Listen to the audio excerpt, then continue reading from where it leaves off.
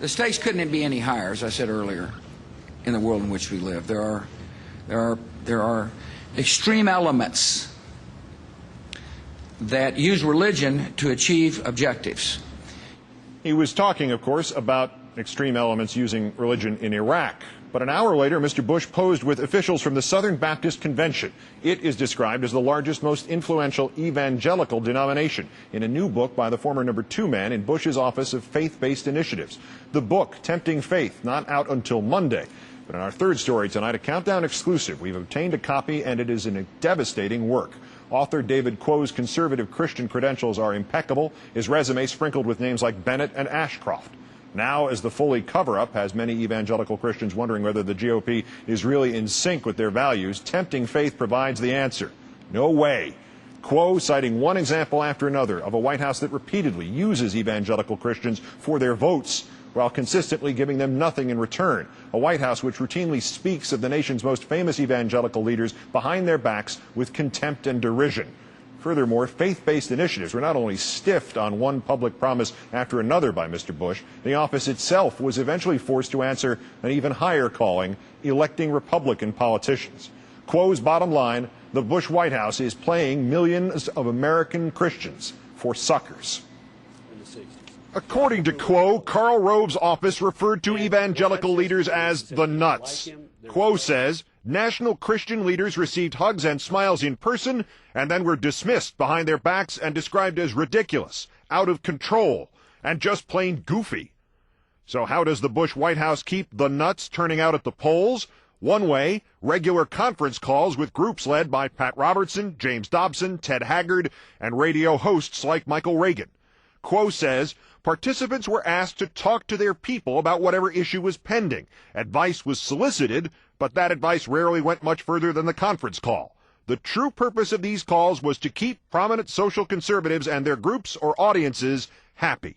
Let's pray together. They did get some things from the Bush White House, like the National Day of Prayer, another one of the eye-rolling Christian events, Quo says, and passes to be in the crowd greeting the president when he arrived on Air Force One, or tickets for a speech he was giving in their hometown. Little trinkets like cufflinks or pens or pads of paper were passed out like business cards. Christian leaders could give them to their congregations or donors or friends to show just how influential they were. Making politically active Christians personally happy meant having to worry far less about the Christian political agenda. When cufflinks were not enough, the White House played the Jesus card, reminding Christian leaders that, quote, they knew the president's faith and begging for patience. And the Office of Faith-Based Initiatives? According to Quo, White House staff didn't want to have anything to do with the faith-based initiative because they didn't understand it any more than did congressional Republicans. They didn't lie awake at night trying to kill it. They simply didn't care. Quo relates one faith-based promise after another, billions of dollars in funding and tax credits going unfulfilled year after promise after year. He recounts one specific funding exchange with Mr. Bush. Bush, $8 billion in new dollars? Quo, no, sir, $8 billion in existing dollars for which groups will find it technically easier to apply. But faith-based groups have been getting that money for years. Bush, $8 billion. That's what we'll tell them. $8 billion in new funds for faith-based groups. Why bother lying? Quo says the faith-based initiative had the potential to successfully evangelize more voters than any other. According to Quo, the office spent much of its time on two missions. One, trying and failing to prove Mr. Bush's claim of regulatory bias against religious charities hiring who they wanted. Quote, finding these examples became a huge priority, but religious groups had encountered very few instances of actual problems with their hiring practices. It really wasn't that bad at all. Another mission, lobbying the president to make good on his own promises. How? Quo says they tried to prove their political value by turning the once bipartisan faith-based initiatives into a political operation. It wasn't just discrimination against non-Christian charities. One official who rated grant applications told Quo, when I saw one of those non-Christian groups in the set I was reviewing, I just stopped looking at them and gave them a 0. A lot of us did. The office was also, literally, a taxpayer-funded part of the Republican campaign machinery.